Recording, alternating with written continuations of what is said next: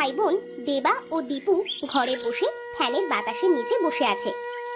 ভাই দেখ, ফ্যানটা চলছেই না মনে হচ্ছে, ফ্যানটা নষ্ট হয়ে যাবে। হ্যাঁ তাই তো দেখছি, ফ্যানটা চলতে চলতে এমন স্লো হয়ে গেল কিভাবে? তাদের দু ভাই বোনের কথার মাঝেই ফ্যানটা জোরে খটখটে আওয়াজ করে হঠাৎ বন্ধ হয়ে গেল। তারা দুই ভাই বোন ওপরে তাকিয়ে দেখে ফ্যানটা বন্ধ হয়ে গেছে।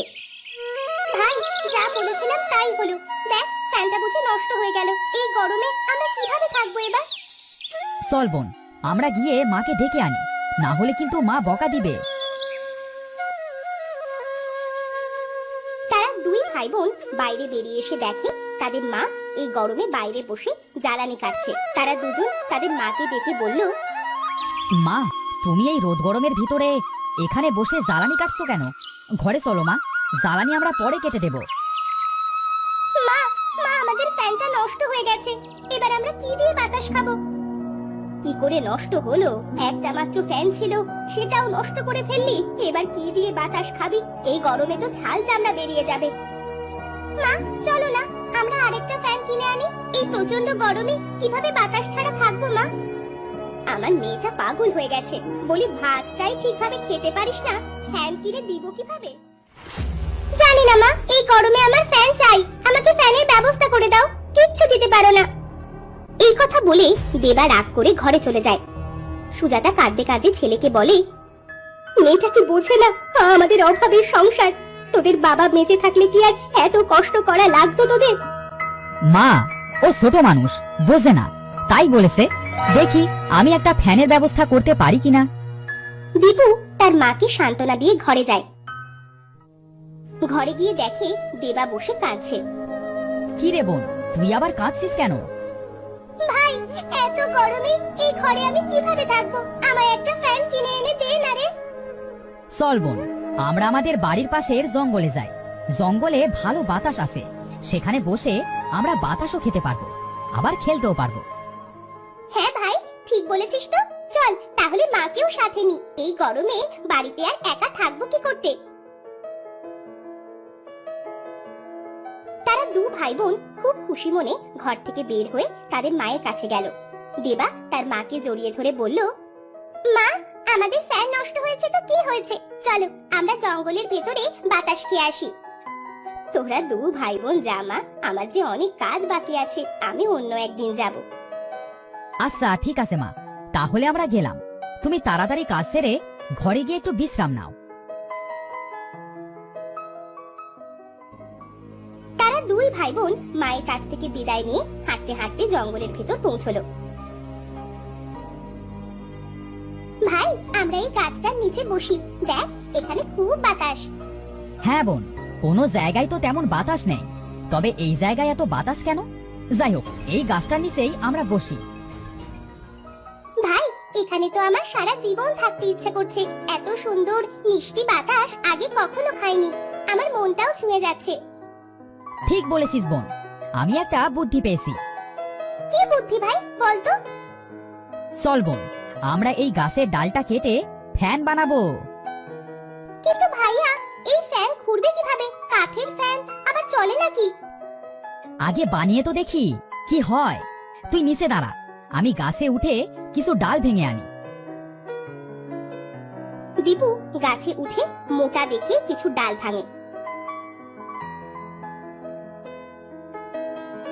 ডাল ভেঙে দীপু নিচে নেমে আসে আর দেবাকে বলে, চল বোন, এবার আমরা বাড়ি যাই।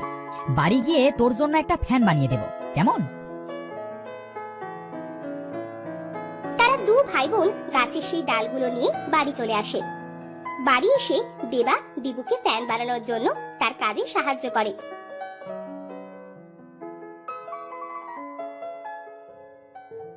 দীপু গাছের ডাল দিয়ে সুন্দর করে একটা ফ্যান তৈরি করে। ভাই আমার তো বিশ্বাসই হচ্ছে না যে তুই এত সুন্দর করে ফ্যান বানালি, মা দেখলে নিশ্চয়ই খুব খুশি হবে। হ্যাঁ বোন, চল আমরা ফ্যানটা নিয়ে মাকে দেখিয়ে আনি। আমি যে ফ্যানটা কিভাবে বানালাম নিজেও তো বুঝতে পারলাম না। তারা দু ভাই বোন ফ্যানটা নিয়ে তাদের মায়ের কাছে যাবে। মা মা দেখো ভাইয়া কত সুন্দর করে ফ্যান বানিয়েছে, মা, এবার দেখো আমাদের ঘরে অনেক বাতাস থাকবে। পাগলি দুটো ছেলে মেয়ে আমার, কাঠের ফ্যান আবার চলে নাকি? কষ্ট করে কি করতে এই ফ্যানটা বানালি বলতো? মা, তুমি চিন্তা করো না, ফ্যান যখন বানিয়েছি দেখবে এই ফ্যানে বাতাসও থাকবে। দাঁড়াও, আগে আমি ফ্যানটা টাঙিয়ে দিই। এ কথা বলে দীপু ফ্যানটা উপরে টাঙিয়ে দিল। ফ্যানটা টাঙানোর সাথে সাথেই ঘরের ভেতর ঠান্ডা হয়ে গেল। কি রে দীপু, এত গরমেও এই ঘরের ভেতরে এত ঠান্ডা লাগছে কি করে? আর আমার তো খুব ঘুমও পাচ্ছে। মা, আমারও খুব ঘুম পাচ্ছে, আগে একটু ঘুমিয়ে নিই। মা, মা, এখন তো মনে হচ্ছে এই ঘরে বরফ পড়ছে। আমার তো মনে হচ্ছে শান্তিতে কতদিন পর একটু ঘুমোতে পারবো। তারা তিনজন কথা বলতে বলতেই ঘুমিয়ে পড়লো।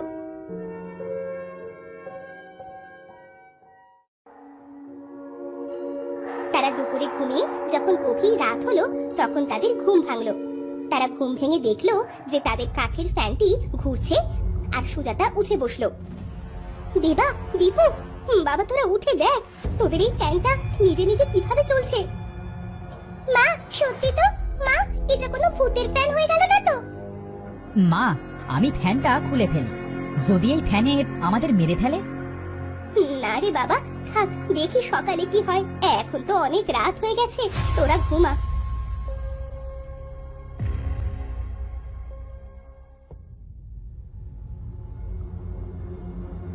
পরের দিন সকালে দেবা ঘুম থেকে উঠে দেখে তাদের ফ্যানটা আগের মতো স্বাভাবিক আছে, ঘুরছে না। দেবা তার ভাই দীপুকে ডেকে বলল, ভাই, এই ভাই, উঠে দেখ, আমাদের ফ্যানটা তো চলছে না, আগের মতোই স্বাভাবিক আছে। তাহলে কি আমরা রাতে স্বপ্ন দেখেছিলাম? জানি না বোন, চল মাকে ডেকে জিজ্ঞাসা করি। মা, ওঠো, দেখো আমাদের ফ্যানটা চলছে না। তাহলে কি রাতে আমরা স্বপ্ন দেখেছিলাম? হতে পারে বাবা, আমরা তো গতকাল দুপুরে ঘুমিয়েছি আর এই উঠেছি, এর ভেতরে তো কিছুই মনে নেই। চল, বাইরে অনেক কাজ বাকি আছে। তারা তিনজন বাইরে গিয়ে যে যার মতো কাজ করতে লাগলো। সারা দিন কাজ করে দুপুরে দেবার খুব ঘুম পাচ্ছিল। সে তার মাকে বলল, মা, আমি ঘুমোতে গেলাম, শরীরটা বড্ড ক্লান্ত লাগছে। আচ্ছা ঠিক আছে, যা, আমিও হাতের কাজটা সেরে আসছি। দেবা ঘুমানোর ঘরে গেলে ঘরে গিয়ে দেখলো কাঠের ফ্যানটা ঘুরছে আর ফ্যানের ভেতর থেকে গুনগুন করে কে যেন কাঁদছে। দেবা খুব ভয় পেয়ে তাদের মাকে ডাক দিল, মা, ও মা, তাড়াতাড়ি এদিকে এসো, এই দেখে যাও কি। কি হয়েছে মা, এভাবে ডাকছিস কেন? মা দেখো, ফ্যানটাও ঘুরছে আর ফ্যানের ভেতর থেকে কে যেন কাঁদছে। সত্যি তো, কে যেন কাঁদছে। কে কাঁদছো এই ফ্যানের ভেতরে? দয়া করে বাইরে বেরিয়ে এসো। আমি বরফ দেশের রানী, একটা দুষ্টু রাক্ষস তোমরা যে গাছের ডাল ভেঙে এনেছো সেই গাছের ভেতরে আমাকে বন্দি করে রেখেছে। ও মা, কি বলছো? বরফ রানী, তোমাকে আমরা কিভাবে সাহায্য করতে পারি বলো? যদি তোমরা ওই গাছটা মেরে ফেলো তাহলে আমি আবার মুক্তি পাবো। কিন্তু ওই রাক্ষসটা যদি আমাদের মেরে ফেলে? সেই রাক্ষসটা আমাকে বন্দি করার পরে আমার স্বামীটাকে মেরে ফেলে, কিন্তু রাক্ষস আমার স্বামীর কাছে স্বীকার করেনি যে আমাকে গাছের ভেতর বন্দি করে রেখেছে। আমি খুব অসহায়, দয়া করে আমাকে তোমরা সাহায্য করো। খুবই দুঃখের কথা। দেবা, দীপু, বাবা, তোরা সেই গাছের কাছে যা, বড় প্রাণীকে গাছের ভেতর থেকে মুক্ত কর। ঠিক আছে মা। দিবা, চল বোন, আমরা এক্ষুনি আসছি বড় প্রাণী।